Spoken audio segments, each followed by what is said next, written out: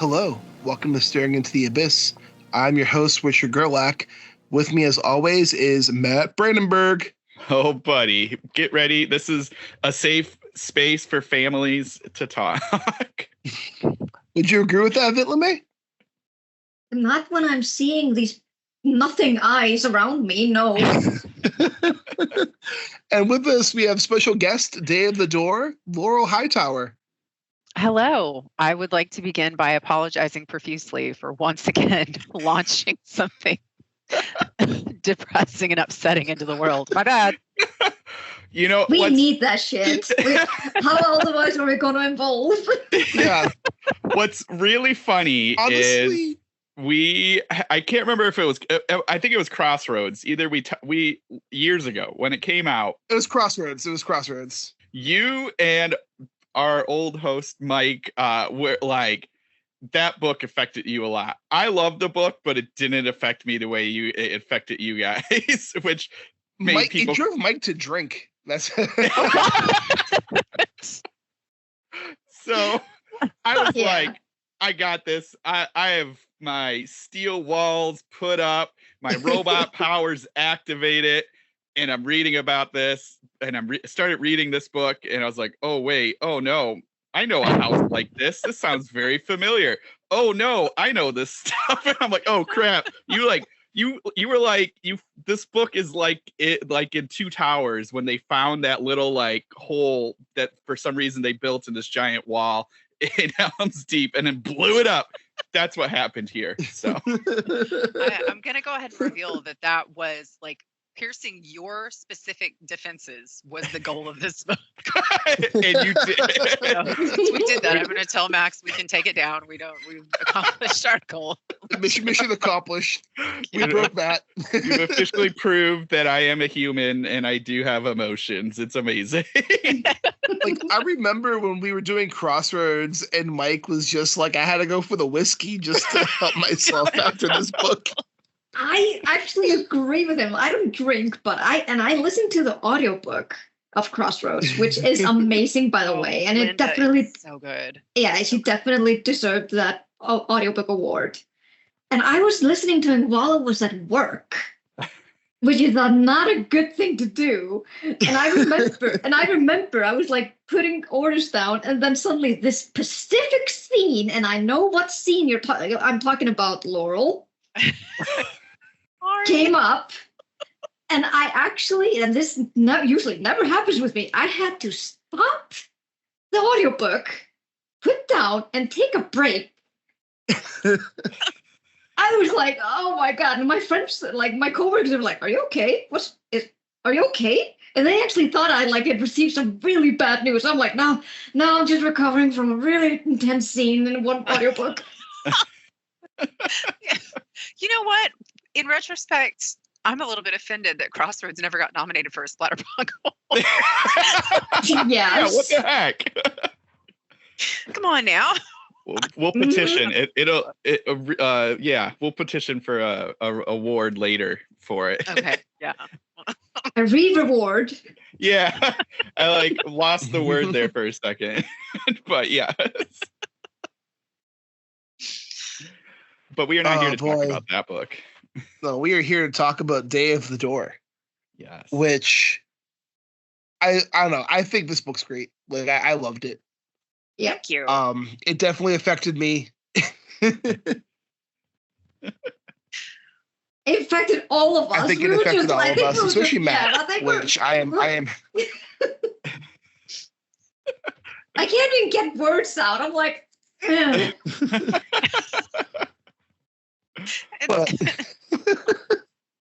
it's like getting feelings that I didn't have, and I had trauma. I didn't know I had trauma.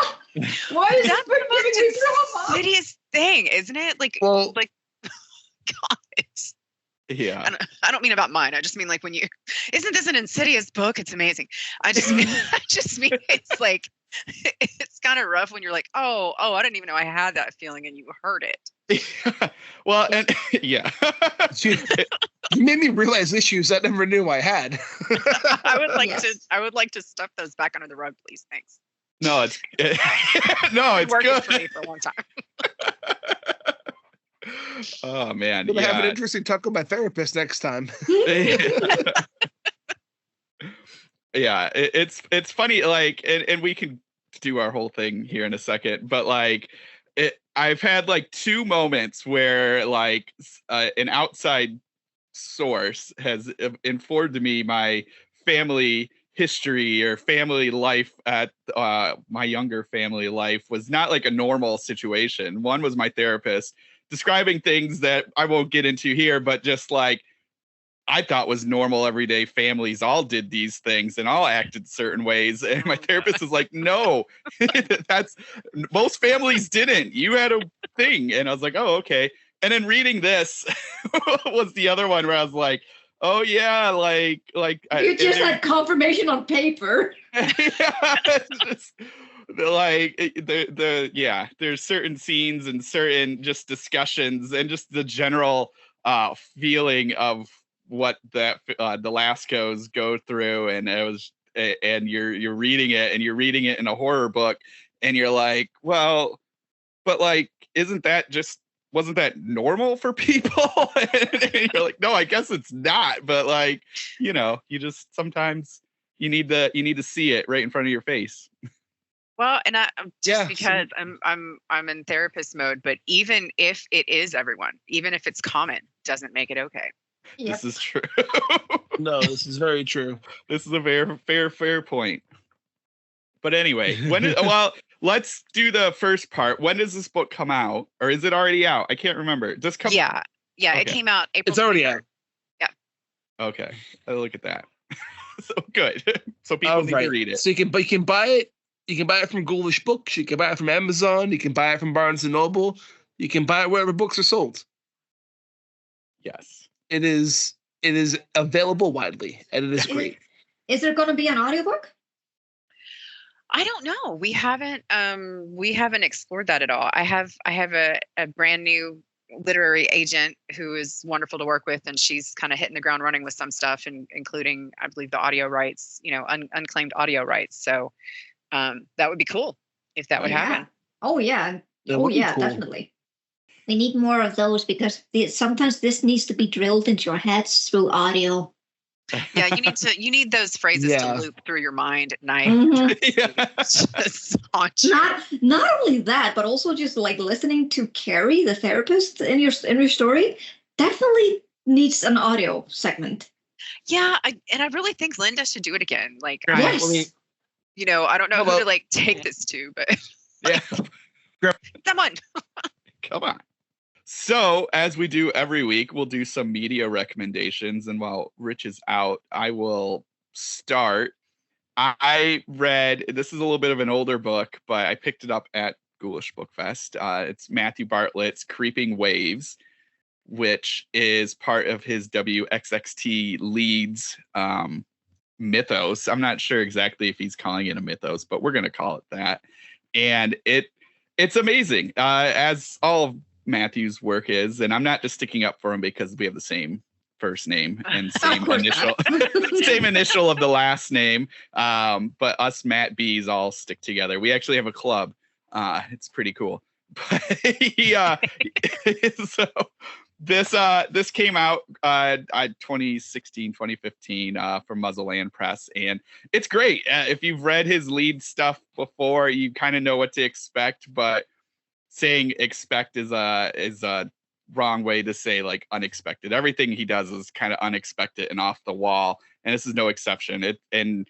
It's all short stories and weird little bits and pieces, and what's cool is the way he did this is it's all, I don't want to say connect it, but it's all about leads, and the stories kind of weave through timelines, but like characters in one short story will appear in another short story later on, and events that happened in the future we'll see in the past. Like, so it's all really trippy, but it's just this really neat, like his words are just like the way the words and sentences and the way he puts words together are like, you just can't imagine like somebody doing that except for him.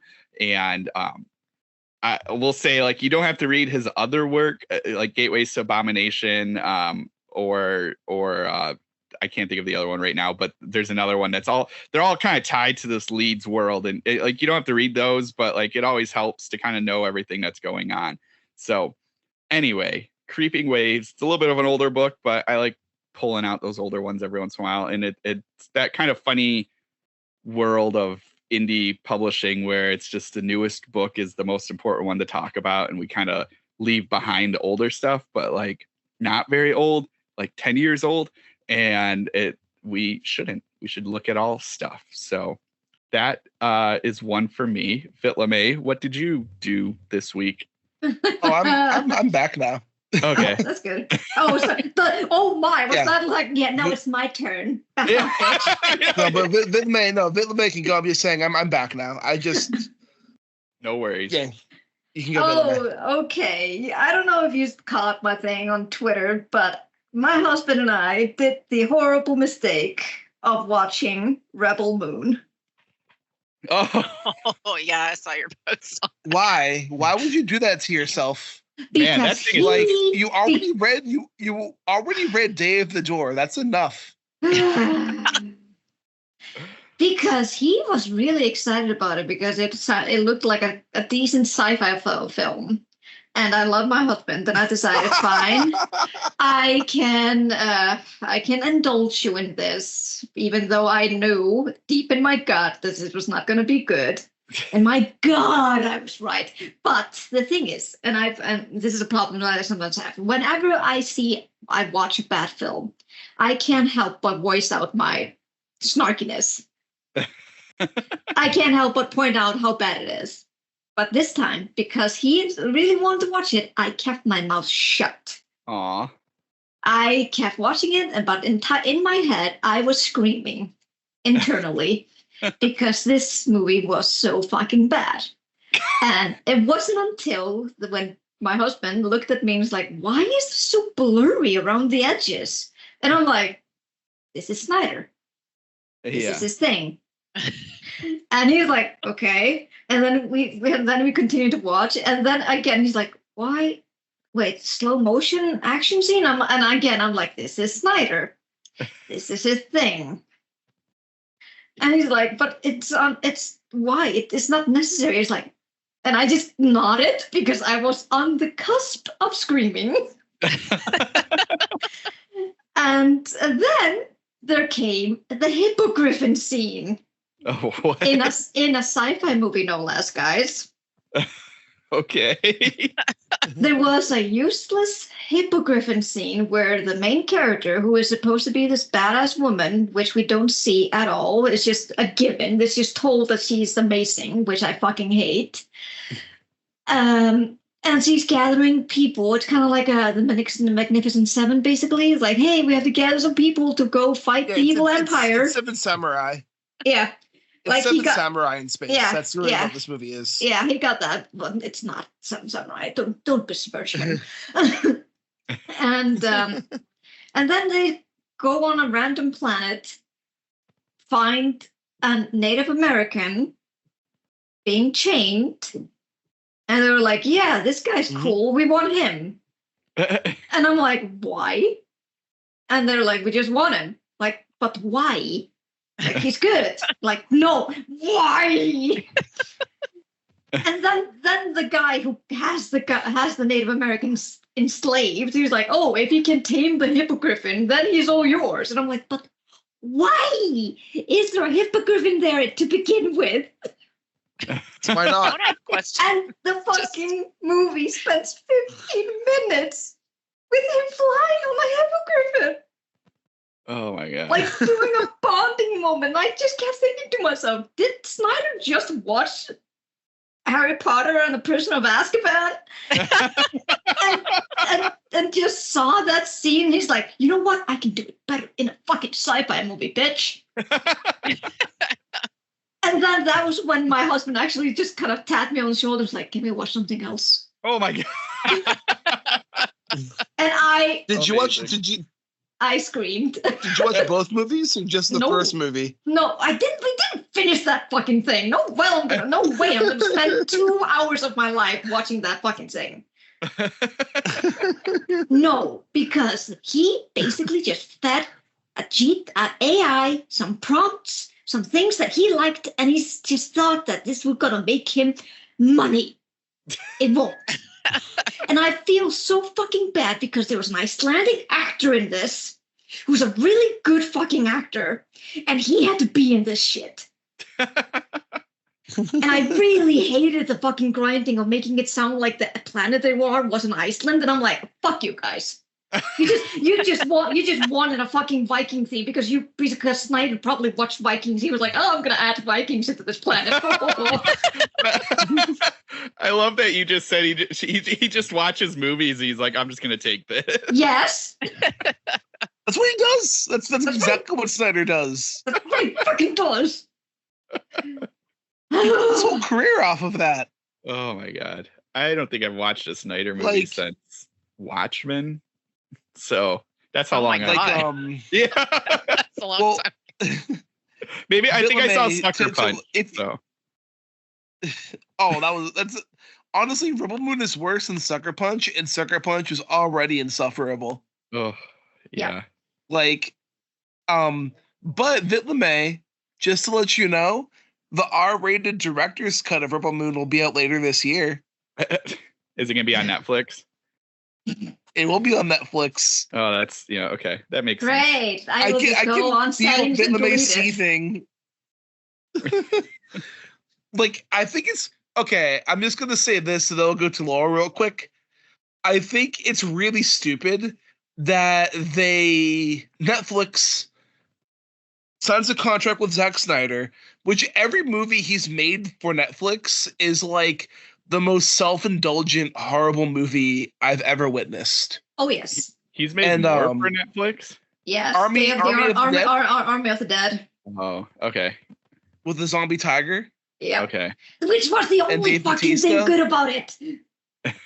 Dave Bautista's good.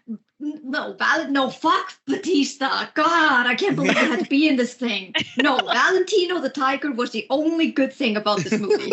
It's the only thing. It's the only fucking reason I stayed and watched the whole thing.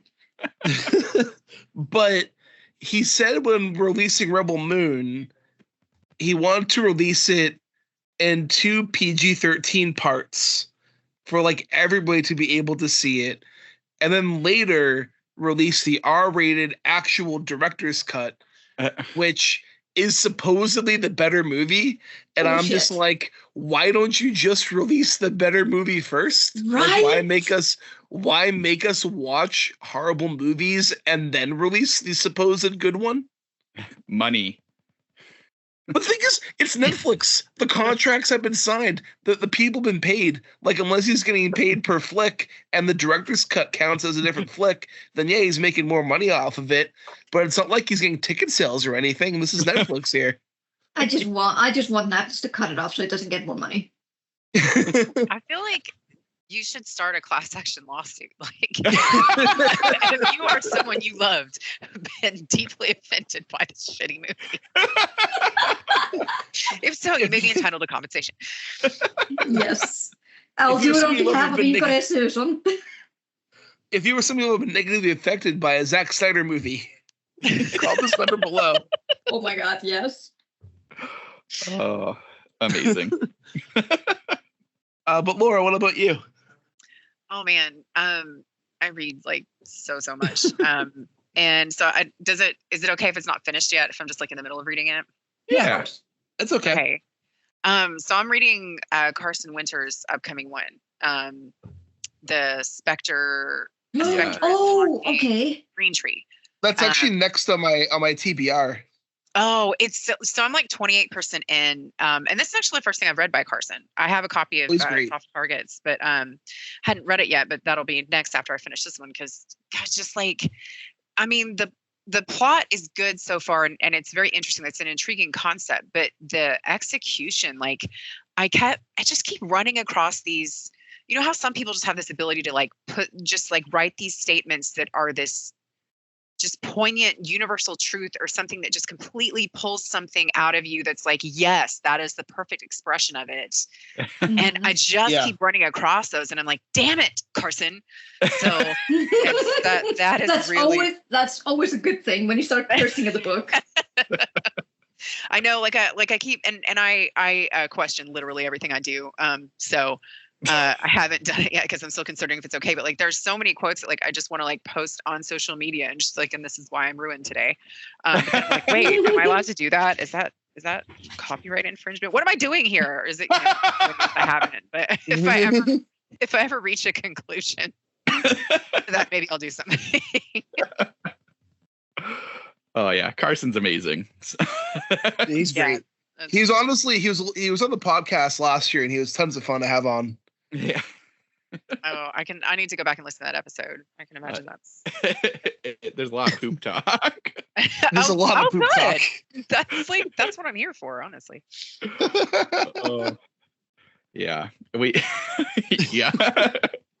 Yeah.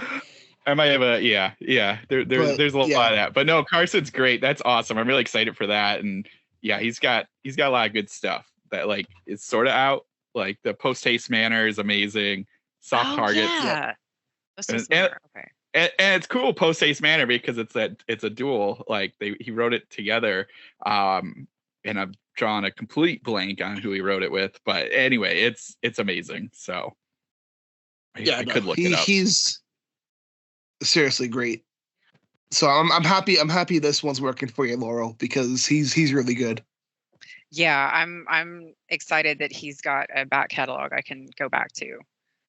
Yeah, it's just I don't know. I feel like, and I'm just gonna keep rambling, so I'll stop. But it's just like like every time I've picked it up to read it, there's been at least one quote where I'm like, God, really? God, no one said it that way, but it's perfect. All right. Well, I will say just real quick, after last week's podcast, I had to go out and buy the book Matt talked about last week. Which one did I talk about? I'm opening my Kindle right now to get it back up because I'm blanking on the name because I am very organized today. Is it the Winnowing? The Winnowing draw. Yes, the Winnowing draw. Oh, Winnowing Michael, draw. And yeah, this book is awesome. Like, it's brutal and dark and messed up, and I kind of love the whole like trope that this book's using that I don't want to say. But like I love like the way it's kind of putting everything together. The dread of this book is real. It might be darker than Blood Meridian, which is like surprising. Yeah. There's no apologies in what happens in the West in this book. No, this book's brutal. It is. It's brutal. But one thing I did want to take some time and recommend is, did anyone ever see the first season of that the Amazon show called Them? That was like the black horror show. No, but so like on my list on there, yeah. So like it's super dark, but like I didn't watch the first season. I'm watching the first season now. And the first season, like, I didn't watch it because a lot of my black friends who saw the movie pretty much just said that the first season was trauma porn. It was just black trauma porn. And watching the first season, I think it's a good season, but I definitely understand that criticism. And I think the showrunners also understood that criticism with the reviews and the feedback, because the second season is definitely less focused on that than the first season was. But the show is kind of like an anthology show, similar to like American Horror Story, where there's similar actors in each season, but each season's their own story and they have little small connections here and there. Nice. But you can watch season 2 and enjoy it all on its own. But season 2 is about during the Rodney King riots in LA, because very topical, but during the Rodney King riots in LA, there's a murder spree happening where people are showing up murdered in very bizarre ways that involve breaking all the bones in their bodies. Jeez. Oh God.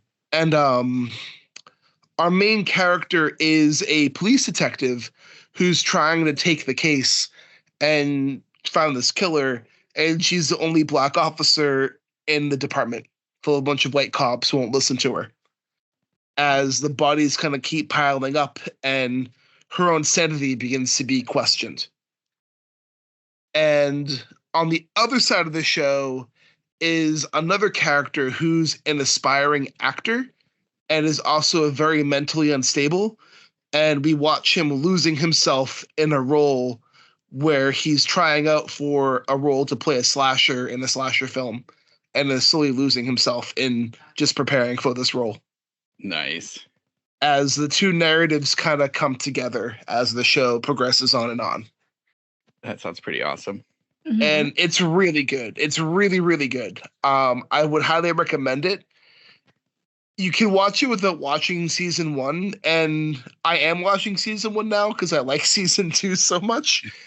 And I will say season 1 is just as good, but it's a lot more focused on the racial aspect of things than season 2 is.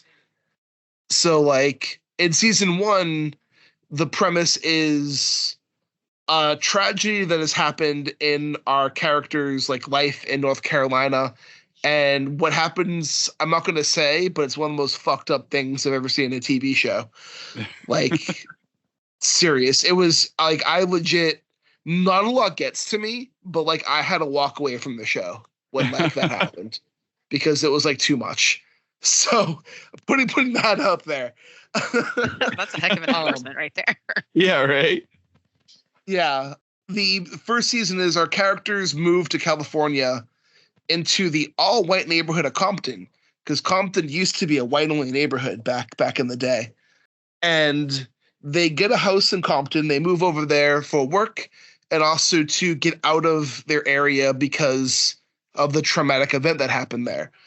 And they become the black neighbors to an all-white neighborhood. And our characters begin getting antagonized by their white neighbors. Like, day one, everybody puts their chairs out in front of their houses and just starts blasting the radios. And it's like 1968, so it's just after the civil rights passes and everything.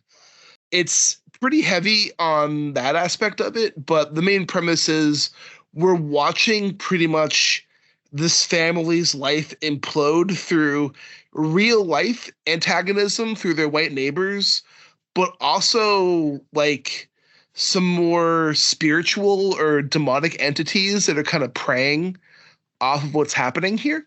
And yeah, it's very uncomfortable. Like, season 2 is a bit easier to watch. Season 1 is extremely uncomfortable to watch, but I would recommend the show. I need to check it out. I mean, I probably sold people on the show, but Yes, I'm you just did. saying, like, it's a lot. Like, but Matt, do you have anything else? Yeah, the only other thing real quick, and I think we've talked about it, at least both of you have talked about it in the past, so we don't need to dwell into it, but I haven't given my opinions yet on Late Night with the Devil. I did watch that, and I just, everything you guys have already said, so I won't go into details about the AI or anything like that. I think just for me, I enjoyed it up until the last 15 minutes, and then I had some serious issues with what they did and decided to do. I think they lost the idea of it being this found footage documentary, and they could have easily saved it and shared a lot of that information through different means that would have kept up this this image of it being a documentary that we're watching, instead of just forgetting that whole process and just making things happen. I mean, I loved like the idea of what they were showing and everything that they were giving us, but they could have done it in news broadcasts. They could have done it in like so many other ways than the way they decided to do it, that it really like just took me out. As well as like, it felt like they had to explain everything away. It's like we easily could have figured out that, hey, he was working with the Groves, and obviously he did something bad because his wife died. Like, you don't need to go into detail and show us any of that. It's like, we already know. Like, let me, as a smart individual, watch this movie and infer, like, oh, he definitely did something wrong. So There's like no trust in there was just no trust Yeah. in the audience figuring out, like, we really had to show that. And I was like, you don't know. It's like, I know, even though it's funny. Matt, Yes, I will say, when I left the theater, half of the audience that I saw the movie with was confused about what happened on the screen. well, Well, like, that's I fine. understood everything that was going on. So, like, I don't think sometimes people are dumber than you're giving them credit for. Fine. I just assumed most people would be smart enough to figure out, oh, he worked with the Groves. Suddenly his wife dies, and now he's got like something happening. It's like, gee, I wonder. Though even still, like, I thought it was funny. Like, they set it up, this clear idea, and even like if we take into account what they show at the end, that he made this deal or whatever like that. Why would I just thought it was funny that he was still fighting for ratings. Now I get, like, by the end of it, the attention he's gonna get is due to this certain thing that happens. And I know it's fairly new, so I won't spoil that, but like I get that that's the intention that they want to give him, but still I was sitting there watching it. I'm like, man, like, he's still fighting for ratings, and he like did these things for this group that said they were going to help him out. And I'm just like, that sucks. That's a raw deal. But then anyway, I just thought that was funny, but I enjoyed it. As it goes on, it turns out they did help him out. Yeah, just in a certain way. But like, overall, I enjoyed the concept. I'm a real big sucker for that kind of stuff. So I was just like, I'm in it and enjoying it. But yeah, those last couple minutes, I was just like, well, crap, we totally lost everything. And we're just sort of padding the time, which they had already padded the time with like 15 minutes of production company stills at the beginning of the movie, which already kind of told me, I was like, oh, this movie's got some troubles. When you have that many production companies tied to it, you're already in a shaky water. But anyway, I enjoyed it. For people that want to see it, go ahead. If not, watch Ghost Watch instead. That's a much better version of this. So yeah, I will say Ghost Watch is a better version. But I think that was a fun time. Yeah, I had fun. When I watch it again around Halloween, I'll just stop it at the end. Which like would have been an awesome way to end it. Just like end it with like a certain part and right before we do all this other stuff. And I was like, man, that would have just like blown people's minds. Anyway, that's it for me this week. But Vitlame, what about you? Anything else? Yeah, because as you mentioned, I couldn't pass the chance of having more trauma dumped onto me this week. So my husband and I decided to watch The Fall of the House of Usher. Nice. Oh yes, so good. It is so good. Like, how could I not pass the chance of watching another series made by Mike Flanagan? Because this guy is a master at horror series. And he's adapting Edgar Allan Poe, which is one of my favorite authors. So I'm like, hell yes, I'm watching that shit. And I was not disappointed. I loved it. It's definitely not the same as, I think a lot of people were complaining that it's not like The Haunting of Hill House and The Haunting of Bly Manor, which I understand. Some people are looking for that kind of trauma. But then you kind of need to look at the other trauma that's in The Fall of the House of Usher. Yeah. At the awful family dynamic. Yeah. It's amazing. The visuals on that, and like, yeah. It's so good. And also just like the message, like in the final episode when when Madeline was speaking, everything she said was so completely true, like right until the end when she was talking with Roderick over a glass of cognac. And I was just nodding my head, and I was like, yep. And I feel sad now. Thank you. I feel sad that this is how humanity is, and I fucking hate it. Yeah. I'll let you continue. I can't remember if I talked about my thoughts about this show, but you can continue. I forget if you did, Matt. Because I have opinions. You have opinions. That's fine. You always have opinions, Matt. Right. Is it my correct assumption that it might have to do with Verna? No, mine are more of a step back the show as a whole, not about individual people. Oh, okay. Yeah, I enjoyed it. I do like the fact that he managed to weave all these different stories together into a cohesive storyline. Yeah.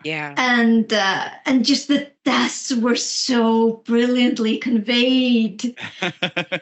It was amazing. I was cackling like a witch when I watched Frederick's death. Because that son of a bitch had it coming. He so deserved it. I was like, yes. And I was cackling like a mad woman. I thought it was amazing. Flanagan That was is so good.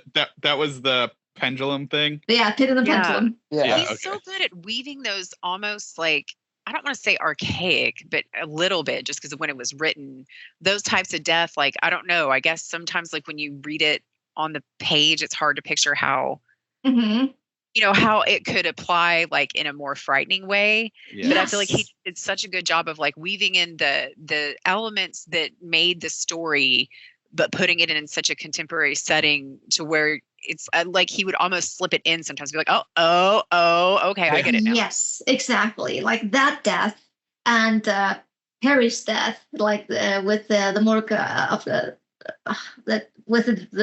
masquerade ball. Can't remember the title of the story. It was always one of my favorites. Oh, that was brutal. The masquerade death. That was so good. It was so good. So but again, but also like how you said, Laurel, like how you managed to convey that death, because it was different in the story. Like, and you just kind of, because you knew, like in the story, like it was just death. He was like, he would just snap his fingers and everyone would die. But here it was conveyed so well, and I'm like, this is amazing. Just because it was all, like she said, you could have prevented this. This was your choice, but you didn't. So this is what happens. Yeah. And I like that, like, because that is a very common theme in horror, like, oh, you caused this yourself, but so often it's like, you looked when someone made a loud noise in the woods. Yeah, you did, because it was a loud noise and they're clearly some creepy witch and now you have to die. That's not fair. But this is like very clearly a bunch of very shitty actions. And you're like, no, that's fair. Yeah, exactly. Then you're like, yeah, that's, yep. I do not feel sorry for your death. Yeah, I did feel sorry for Juno though. I just like the girl who played Roderick's new wife. Yeah. I just looked at her and I'm like, if she dies, I just kept looking at my husband. If she dies, I will throw something at the TV. Like, she, of all people, does not deserve anything of this. And she didn't. Like, she was an addict, and he was like forcefully and just unknowingly feeding her a drug that was super addictive. And I'm like, you fucking pig, I hate you. So when she like stood up to him, I actually screamed. I was so happy. I was like, yes, why don't you know? Yeah, that was pretty awesome. She really deserved that. I was like, yay. And then my like joy was dampened when the Verna approached Lenore. I'm like, fuck. Yeah, they foreshadowed that really well though. And I kind of kept like, I was like, how's this gonna do? But it was really good. Yeah. I also just, I really will applaud Flanagan's, because like I said, it's not like The Haunting of Hill House, where like when I was watching that, like I was scared out of my mind. This is like one of the few series or like few horrors that actually made me really fucking scared, and also made me bawl my eyes out. Best jump scares of all time. But seriously, it lives rent free in my head.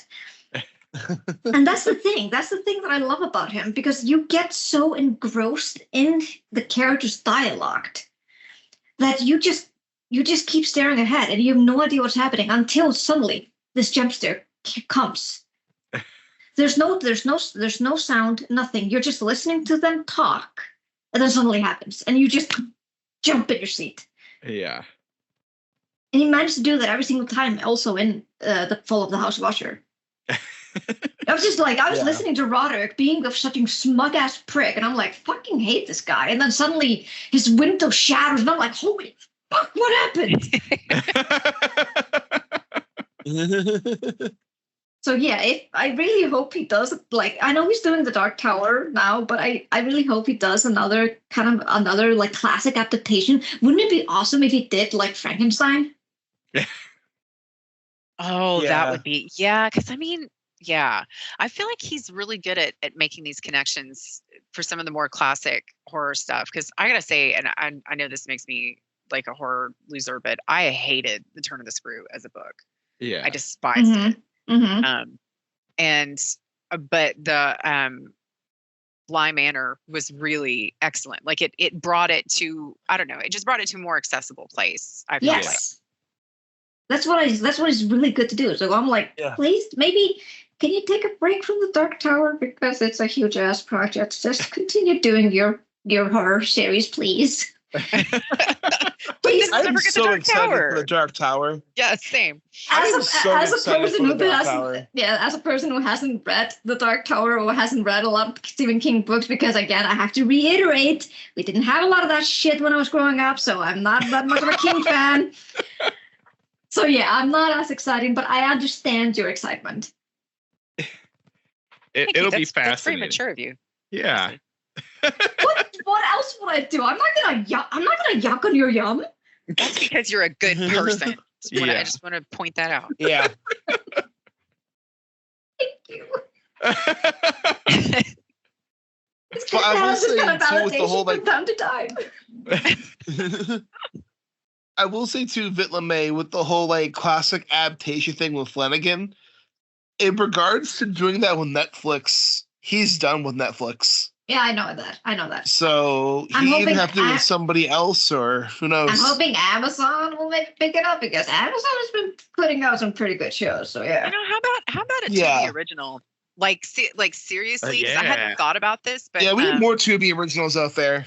Or that, yeah, because I mean, there's the accessibility of those, but also like what I hear is that instead of like the bigger studios that'll be like, we would like the IP rights, now we're gonna cram it in a can and no one will ever see it, ha ha ha.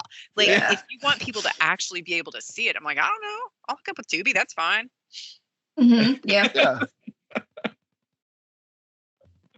That would be pretty sweet. I think Tubi is a good choice to go with. And that's my current advice. Mike, if you're listening, please do this. Yeah. He's listening. I know it. I will personally send this to him. Along with a letter of complaint to Zack Snyder. But Laurel, do you have anything else? Yeah, I'll do a quick shout out to an anthology I finished reading a little bit ago for a blurb. It's called Welcome to Your Body, and that is edited by Ryan Marie Kettering, and it's a body horror anthology, but it's funny how like they arrange it by like body parts and you know, like certain sections of the body. And so it's like all split up like that. And you have stuff that deals with like hair, which is not something you would normally think, you know, and a fantastic one on teeth. And it just was super, super well curated, I feel like. And every one of the authors just like brought their A game to it. It was a very, very enjoyable read. That's awesome. That sounds awesome. Do you know when that's coming out? I think it's supposed to be this month. I'm bad because I like so much of my reading is through blurbs, and then I'm like, man, have you read this? And everyone's like, dude, it's not out for like 6 months. I'm like, oh, May 28th. That's when it's supposed to come out, May 28th. Nice. Yeah. All right, nice. I'll keep an eye out for that one. Before we dive in, I'll just be really quick, and I want to recommend the video game Dredge to both you guys and our audience. It is a cozy Lovecraftian fishing game. It's like the game starts off with like your character. You have a fishing boat. You go to a town, and the town starts telling you about weird things happening in the area. And you meet the fishmonger, and you begin making money by catching fish. And you go the first couple days and not much happens. But then you start fishing some more, and a bunch of weirdly cosmic, strange, weird, mutated fish begin popping up. Nice. Then, if you venture out at nights, there are huge creatures swimming under the boats and lots of eyes in the darkness staring at you. And the more you venture out into the world, the kind of the stranger and more Lovecraftian things get. Like, there's one part where the fishmonger wants a mutated fish. So you gave him mutated fish, and the text just describes him smelling it, rubbing it, licking it. Ew. And then he screams. Yeah. Then he screams and locks you out of the store. And then every time for the next day or two in game, you try to go back to the store and the game just goes, the door's locked shut. And I mean, that I believe that happens to most fishmongers. I think, and then isn't that part of the fishmonger? Like, are there fishmongers in the real world right now? I think so. I don't even actually know what that word means. It's a monger. They're a fish salesman. A monger of fish. They're a fish salesman. They they buy the fish from the fishermen and sell it at the market. No, they are called fishmongers, and they monger fish, and that's the way it is. And Where's your husband? He's out mongering today. he's out mongering today. It's his day to monger. Yeah. You no longer sell stuff at stores, you monger stuff at stores. I'm a bookmonger. I feel like it's almost an aggressive form of selling. It's like, it's not just selling, which is very passive. It's very like, I monger this. Like, you collect it aggressively. Smell this fish. You want it. I'm mongering you. I'll play that game. Be a fishmonger. Oh, next book, The Mongering. Yeah. Oh no. It's gonna happen. And one thing I will say about the game is that because it's like a cozy game, it's not super challenging to play, and it starts off kind of charming, that slowly becomes more creepy and unsettling as it goes on. But like it's accessible for almost anybody to be able to play it, no problem. Nice. Like gameplay wise, it's pretty easy, and like not super challenging. But there's also a lot of narrative mystery to kind of keep you going and venture new places to see where things are. Yeah, discover what a fishmonger is. Yeah. And that's it for me. We should dive into the Day of the Door. Let's do it. All right. Yes. So Laurel brings us another family-friendly horror novel that is good for everybody of all ages. Oh yes, get them young. It's okay. Get them young. That's creepy sounding. You want to monger a fish? Come here, kid. What's creepy? Because you're still on the mongering part, Matt. That's your fault. Just hang out at the elementary school. We're gonna go fishmongering. Now I'm on the list. Meantime. Yeah, read this book. This is your manual.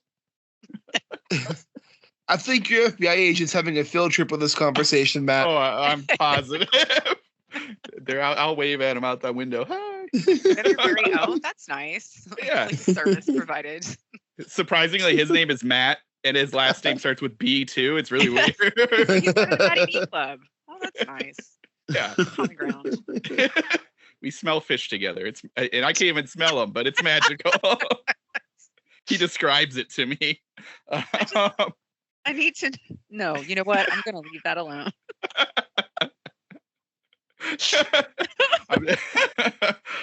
Yes, Day of the Door. Day of the Door. Why don't you tell our audience a little bit about Day of the Door, Laurel? Well, it's about narcissist mongering. That's the sum up. A narcissist monger. It's Stella. Okay. Did you say narcissist monger? Like a monger? Like monger of narcissists. Monger of narcissists? Come here. I got some good narcissism right here. Just imagine like 4 narcissists in a room together. Oh God. All mongering each other. Yeah. No one comes out alive. So I'm really bad at synopsizing, but it's a psychological / paranormal horror that follows the Lasco family. They are the remaining children. There were 4 when they were teenagers, about 20 years before the eldest one, Sean, was taken behind a door by their mother, Stella, and he never came back out alive. They never were told clearly what exactly happened. There were some accusations that it was suicide. There was some that it was self-defense. There were some that, and then their mother has claimed that there was an entity who was responsible for his death. So 20 years later, they're all screwed up in different ways. We've got 3 siblings left: Nate, Ari, and Katie. And Nate is kind of the main character. He is now a therapist, and he works with one of the other characters, Carrie Barker, who is also a therapist, but also does exorcisms. She has theories about the connections of emotions and spirituality with, family issues and things that need therapy. So basically, they all get kind of enticed to go back to the house where all this happened because a ghost hunting film crew is going to do an episode on what happened. And so Stella is down with this because she is all about the limelight. She's a narcissist. And she also is going to get a hunk of money for it. And the adult children they agree to it, but they all kind of have different goals on it as far as maybe finding out what really happened, maybe getting blame attached where it ought to. But basically nothing happens that anyone expects, and it goes very south. Yes, it does. Mm-hmm. Yep. I loved, right off the bat, I love the mix of this stuff because it's not, it's not simply a possession story or a family drama kind of story. You also have ghost hunters in there, which is awesome. And you have Carrie in there, which is kind of like the antithesis of what the ghost hunters are doing. So you kind of have all of it was cool to see all this stuff kind of get pushed together. Because I love I love the ghost hunter kind of angle of it, because it puts you in a certain mindset while everything is happening, and just thinking about okay, well, what are they gonna do to make this seem more of a thing than everything else? And so it was a lot of fun, all of it kind of mixed together like that. And I thought that was a cool way to kind of explore this idea of dealing with a narcissist and dealing with family past and trauma and stuff like that. So it was cool. Thank you. I'm really happy that it landed that way. It was one of those things when I came up with the idea, I was like, there's going to be a very specific way I need to pull this off. I also just loved the fact that you started the story happening in the past. Oh yeah. Which made me all the more intrigued to just know, okay, so this fucking thing happened to them while they were kids. And then I just think, how well adjusted are they now? Yeah. Yeah. And then sure the next, and then the next chapter you're not just well at all. Yeah, then the next chapter you're like, yep, that's what I thought. Well, and that handling it well with alcohol, indifference, and the crippling hope that everything will be okay. Oh my gosh, I love how you put that. The crippling hope that everything will be okay. That's amazing, seriously. That's just Katie in personified, The poor girl. I just kept looking at her I just want to pet your head. Yeah. And give you hot chocolate.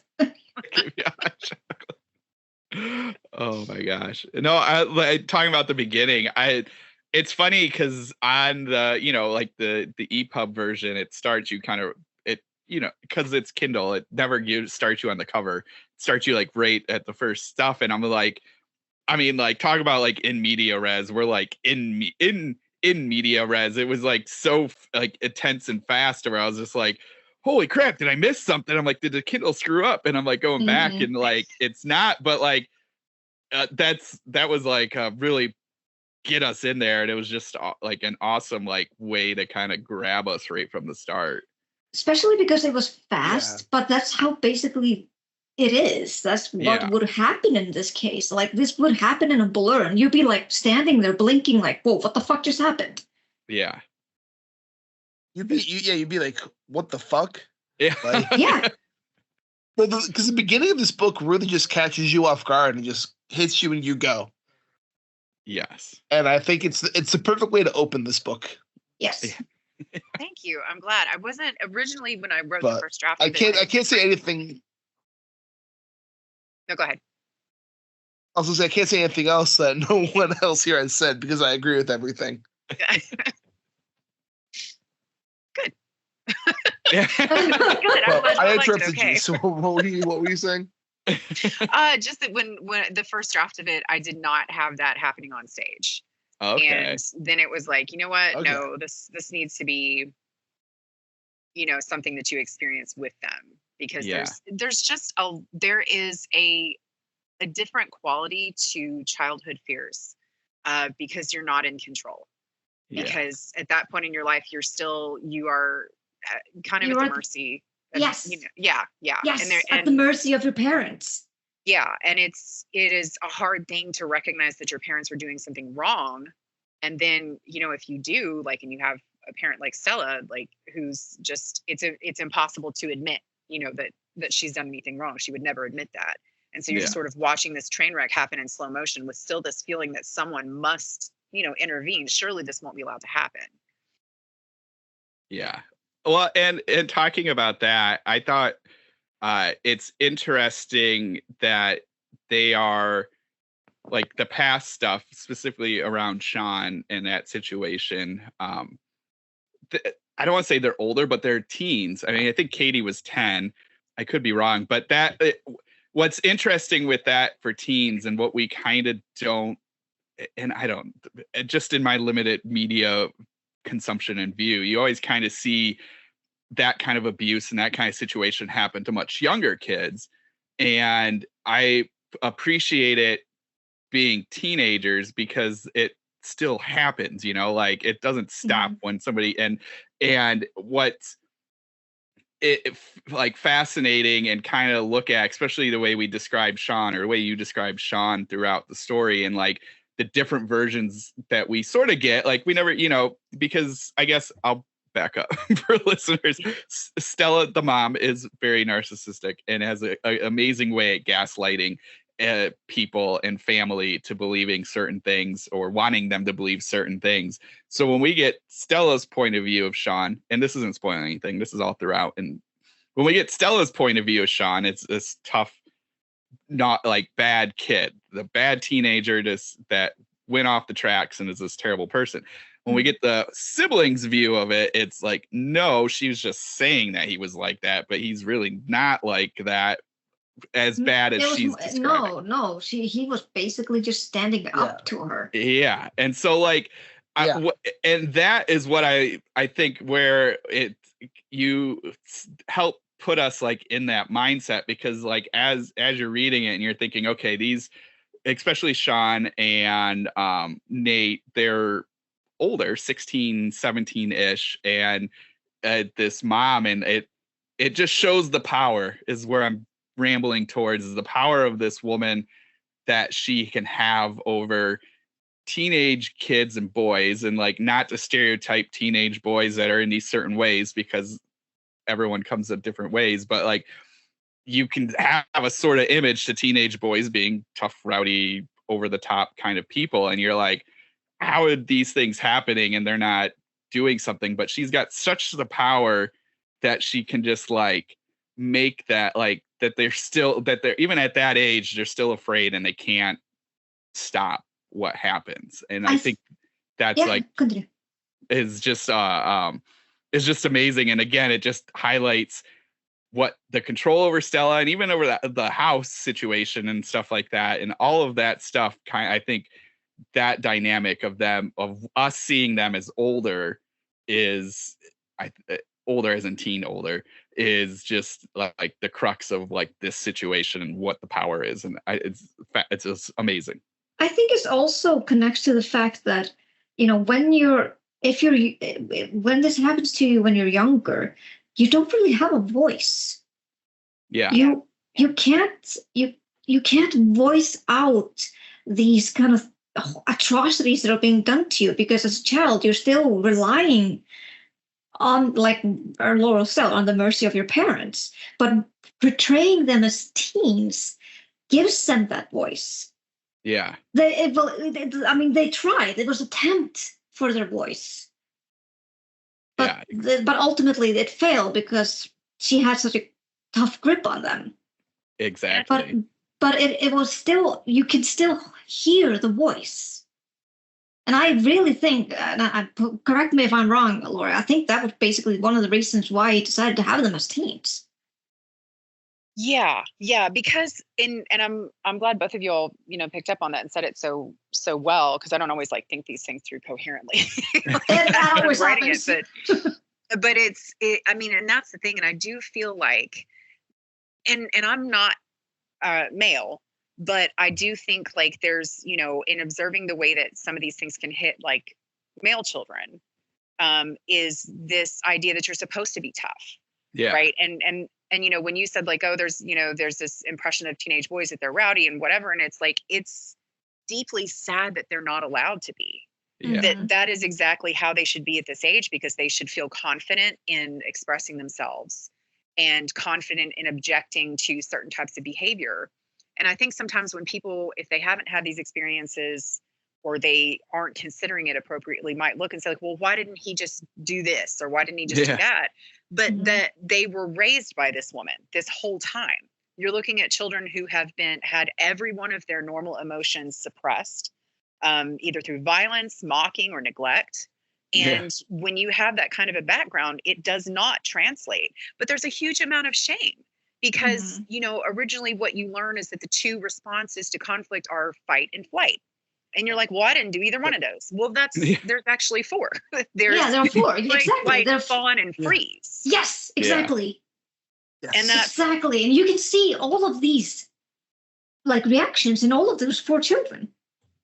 Yeah. And I think it's just, I don't know, there's this bizarre idea or feeling that you're supposed to and even from sufferers of it, people who've survived, it's oh, well, you're in your mid-20s now, they can't bother you. Why are you still jacked up about this? Because they literally didn't have a childhood at all. They have no idea who they are, what their actual interests are, because they never got the chance to map that out. They simply existed in a state of survival in just whatever way made the most sense to them in observing their parents and trying to avoid violence. Yes. Yeah. I actually just realized now that, Nate is flight, Sean is fight, Ori is freeze, and Katie is fawn. And you know what? I didn't even think about that. I didn't go to assign one each one at all. No, but you can definitely see it throughout the story. Yeah. Yeah. Because Nate was the one. Because Nate was the one who actually fled to the cops and social workers. You're and right. There's shame about that. Yeah. Because you with the toxic masculinity element of it, which cannot be overlooked, I believe. There's this idea that as a male child, as a brother, especially an older one, that you should have done something. And you should have stood your ground, despite the fact of looking at this very obvious consequence happens. The other kind of scary thing for teenage males, I think, is that, and maybe across the board of all teenagers, regardless of gender, but I see it happen more with males. There is risk. There is risk in asserting yourself because, it's you do get viewed by police or society as a certain way. It's oh, well, that's a violent teenage boy. How frightening that he got so out of control. Obviously this is how his mother had to respond and how horrible for her. Yeah. Because everybody has an opinion, and just everybody, when they hear something that happens like this, they want to draw the parallels and they want to draw the differences between their lives and this. Well, this is why this would never happen to me. Yeah. Yeah. Yeah. Well, and that leads to, we'll get out of that little part and kind of go back to the ghost hunting part, because I think talking about labeling and watching people in this situation and having all of that, you did like a really cool thing, especially with where we are now in this world of docuseries and documentaries and true crime podcasts, and like that's what it like with the ghost hunting angle, but it was also very much it felt like, to me anyway, them looking to look at this family and get it, like it could have easily gone that route too. And which I loved, and like it also kind of shows as you go on, and I won't spoil it because it is new, just as it goes on, this ghost hunting team following kind of the trend of those true crime podcasts. And I thought that was a really neat kind of look and idea to get us in there. So that was fun. Thank you. I agree. Honestly, like the ghost hunting element really kind of drew me in. Yeah. I also wanna. Sorry. It's okay. You can go. No, I don't want to continue. I'll be patient. No, it's fine. I just want to say, Laurel, that you absolutely nailed the narcissism is in Stella. And I just want to know, and I hate asking you this, but where did you get the inspiration for this? Like, how did you manage to draw so much?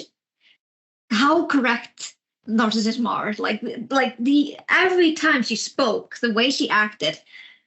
I've seen some narcissism in my life, and like this was like a class book example of it.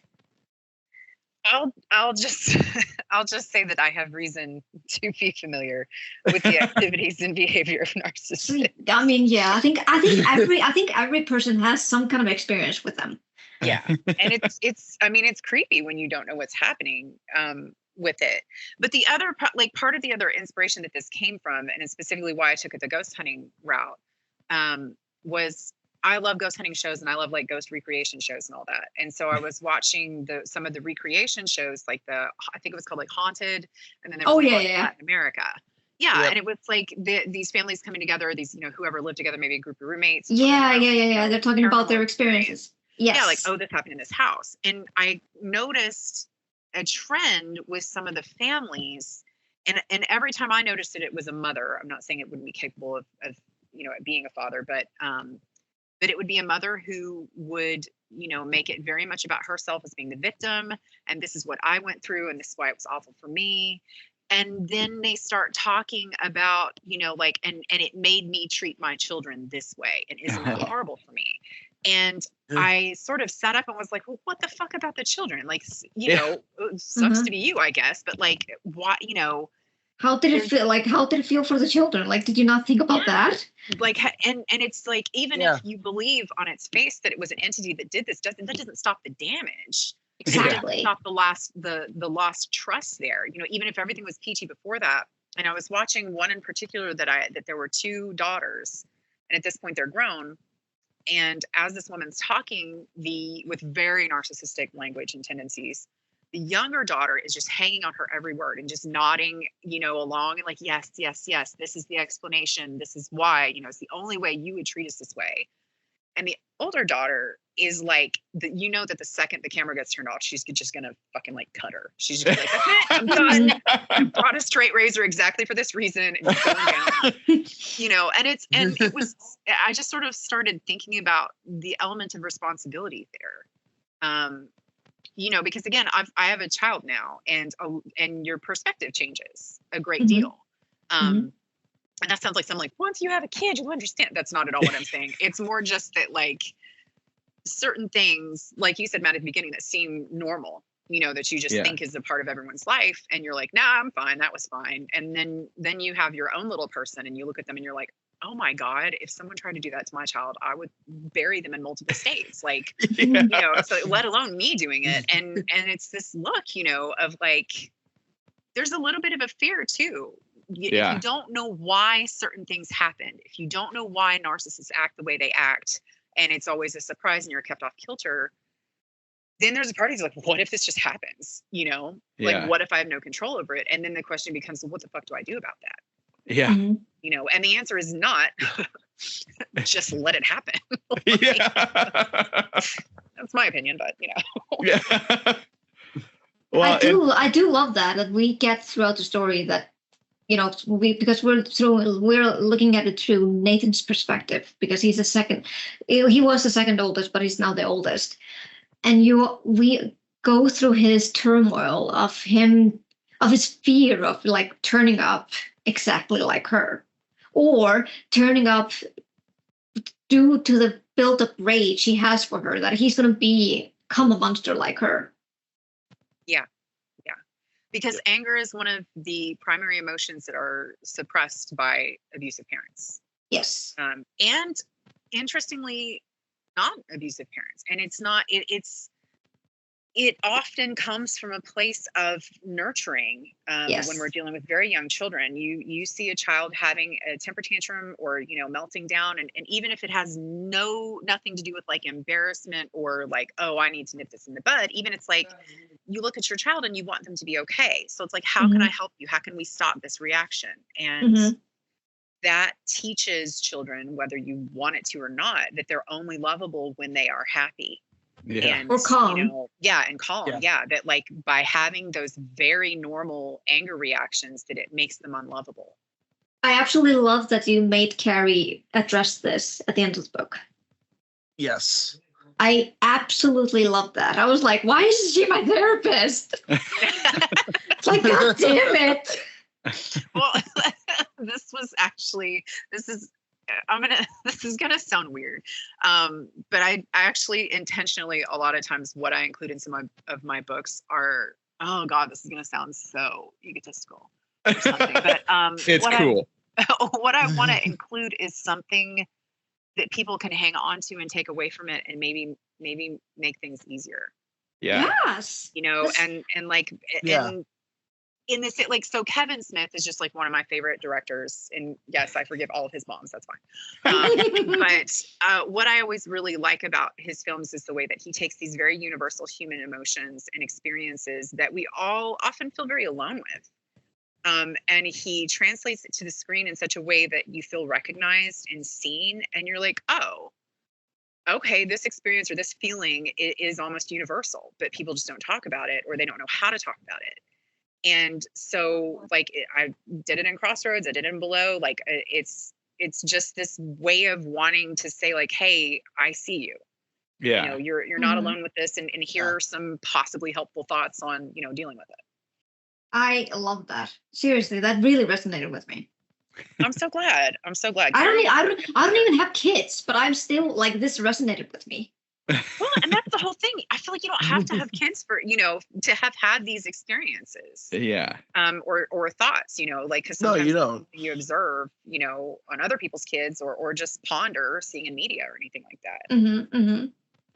Yeah. Like, and then I liked that, and tied with all of this, that fear and the like agreement they all had was about not having children because of the fear of turning out a certain way, because that's very accurate. Like, even if you're don't live with that person anymore, you still have that, like, it's such it's a fascinating thing to kind of think about, like, how when you grow up and like what everything you've said, everything you've observed or went through yourself, and that question of like, is this the way I'm going to do things when I'm older, either with my children, with nephews and nieces, or what friends' kids or whatever? Like, is this the way I'm going to act? Because either I saw it that way, or that was just like a family ingrained situation.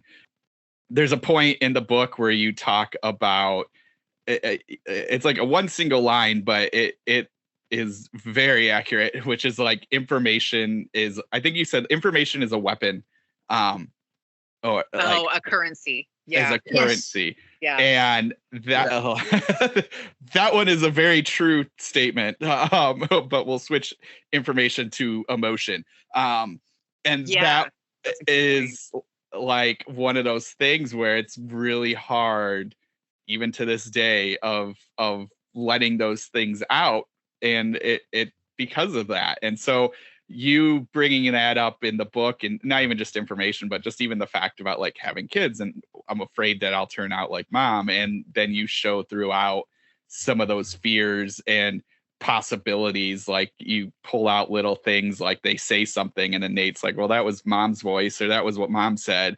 And it's such like a thing that people, like, I'm sure everyone kind of worries about that. So that's like a universal worry. And but it's one that we don't talk about. Like, you don't talk about that very much, or maybe people do. I don't know. Maybe in friend groups they sit there and go, I don't want to be like this, but I don't. I talk about fishmongers. But like, I think that's one of those things that people need to see or realize. And even like with the child crying and just telling him to be quiet, it's like a ingrained thing because your mom did that, or your dad did that, or whoever did that to you too. So like all of that kind of put in there is like a helpful for people to see and hear and know that they're not alone for that. So yeah. I'm glad. I mean, legitimately, that is what I most would like out of this publication. Yeah. Because it is a frighteningly prevalent experience, and like I feel like I need to just like go on a world tour giving people hugs. Like, just are you kidding me? Yes. Yeah. I'm hugging you so bad when I see you. Oh my gosh, no! Like, and it seriously is it is so high on my list. Like, I hope you're actually okay with me. I'm not gonna like try and stay with you. I won't be like, hey, I'm crashing at your house. But I definitely I want to go to Iceland. It's like high on my list. So one of these days, I'm just gonna be like, hi, let's meet up. Of course, before. I mean, I grew up on my couch. Listen, you know, she's going to stay at your house and she's going to leave. I mean, if you can handle my crazy ass cats, I mean, that's fine. That is very kind. Thank you. I love crazy cats. Yeah. Two, like, because I know we're getting close to time, but like two things I thought of throughout this, and it's funny because we talked about him earlier. One, I don't know if anyone here has either seen the play. I haven't seen the movie, but August Osage County. Did anyone see that? Mm-mm. Okay. Oh yes, that had Julia Roberts in it, right? Yes. So. Yeah, God, that was so messed up. Yes. So I haven't seen the movie, but I'm assuming it's very similar to the play, and very I'll say is reading this and watching that. That's like I highly recommend the two together. Because it all, like, not that it deals with the same thing, but it sort of deals with the same thing of a narcissistic mom and a family together trying to figure, like, an older siblings trying to figure out their dynamics with this narcissistic mother. And so it's fascinating. It was like needle drop, or like you could hear needle in the play as you're watching this because it was so intense on stage. The other thing, we talked about Flanagan a lot, and I felt very like Flanagan could do this. Yes. I'm not even kidding. I got like Haunting of Hill House vibes when I was reading this, and yes, okay. Well, we need to pitch this to Flanagan. Okay. Yes, I'm on board. Yeah. Well, no, it deals with the same, it weighs heavily on the familial trauma that he's really good at conveying, and you are amazing at. So yes, you guys would be an amazing duo. I'm just gonna put that out in the universe. And also, Mike, since I know you listen to the show, just saying, like my media manager's Ryan Lewis, get in touch. He's amazing. Work something out. Yeah, I just as I was reading it, I'm like, you know, it felt like something that he could do. It felt very like it had that emotional core, but then you also have enough of, and I know we again, we're close and we didn't really talk about the ghosts, but like we're leaving that for readers to read it and do that. But like the haunting element in this is something that he does really well. Mm-hmm. And you did, like, I should. The sleep paralysis scene was phenomenal. It was terrifying.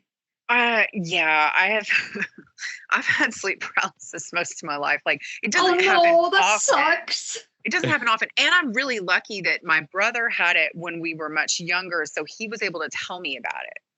Nice. And then the first time it happened to me, I think I was like 19, and we had just gone to see The Ring in theater. And then I'm like laying in bed, and like I can't move, and I can see like kind of through my eyelids. My boyfriend's in bed next to me, like turning pages. I can hear the pages turn. And then my bathroom door is like right across from me. The door opens, and Samara comes out.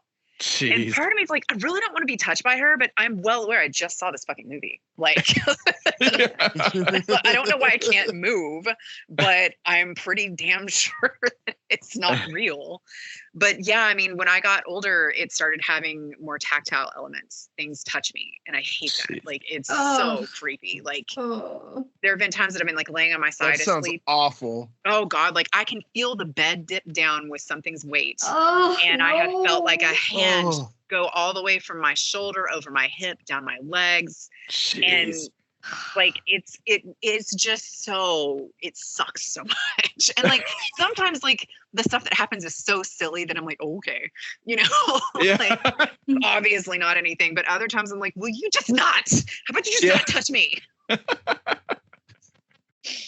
Oh God, I'm just sorry you have to deal with that. That's awful. That's awful. I feel so sorry for you. Well, it's one of those things that's just interesting. It happens more with like a lot of stress.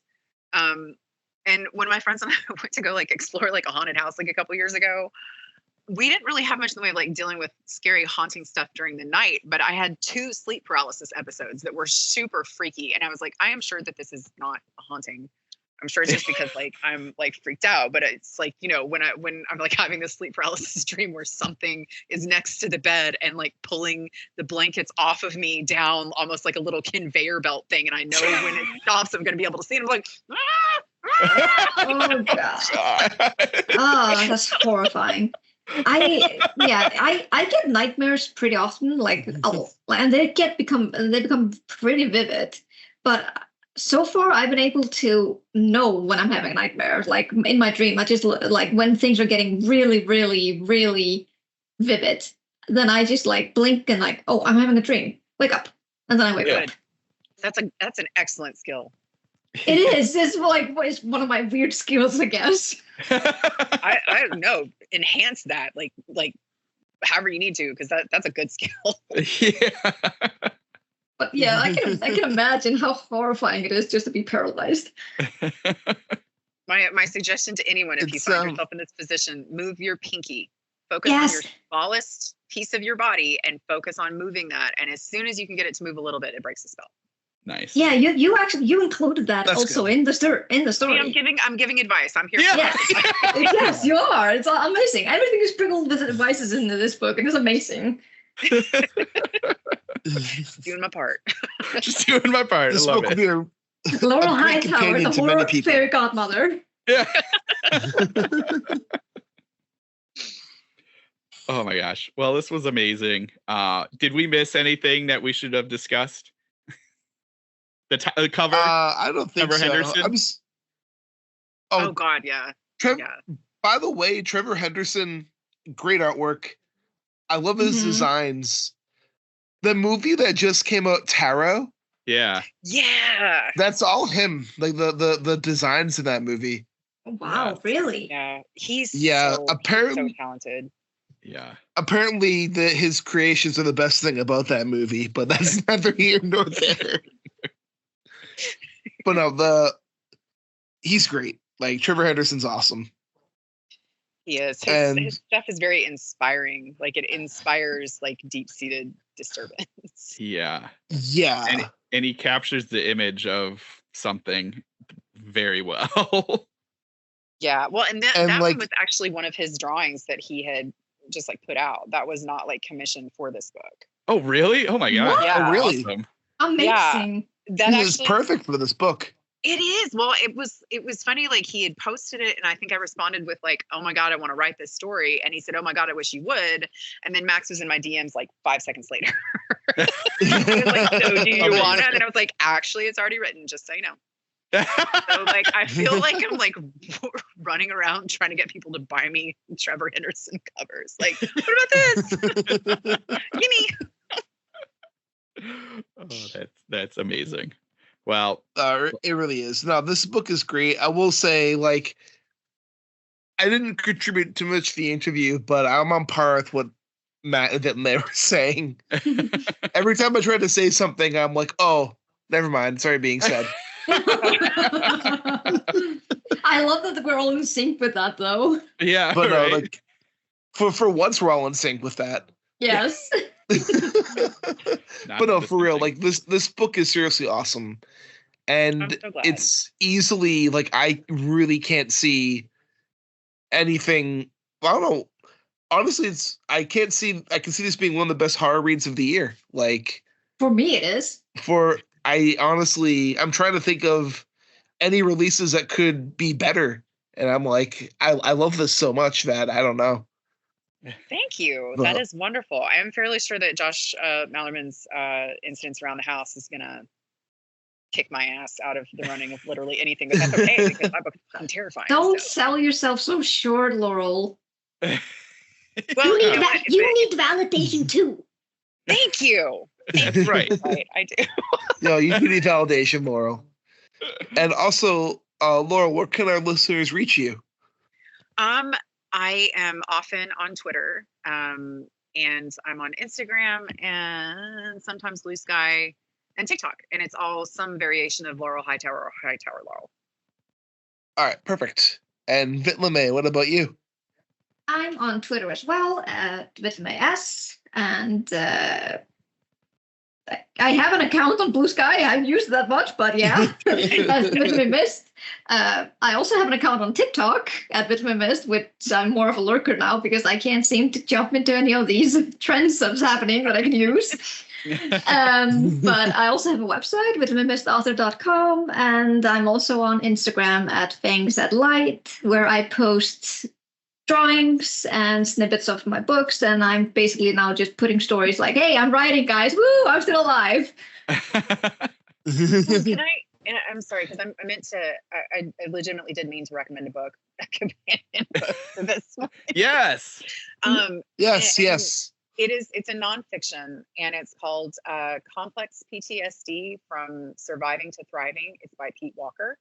And I'll just say that anyone for whom the behavior of the narcissistic mother rings very true, I would strongly suggest picking up this book. We're all writers, so it's like some of the typos will deeply annoy you. But it's not like over the top. I'm just like, I'm focused to look at those. I'm like, alignment. But other than that, don't put it down because of that, because legitimately there is a lot there. Okay, I've said that. Right, done. Sorry to interrupt. Amazing. That's okay. Amazing. Matt, what about yourself? Where can listeners get in touch with you? Yeah, and that book, was Complex PTSD from Surviving to Thriving, and the author's name is Pete Walker. Perfect. Cool. Yeah, just that helps me when I type stuff up, so that'll be good. I'm on Twitter at BrandenburgDM. I have a website, matt-brandenburg.com, and that's it. That's me. Perfect. And you can follow me on Twitter with @IntoStaring, and I'm also on Instagram at Rudy53088. And this is Richard Gerlach saying, keep staring.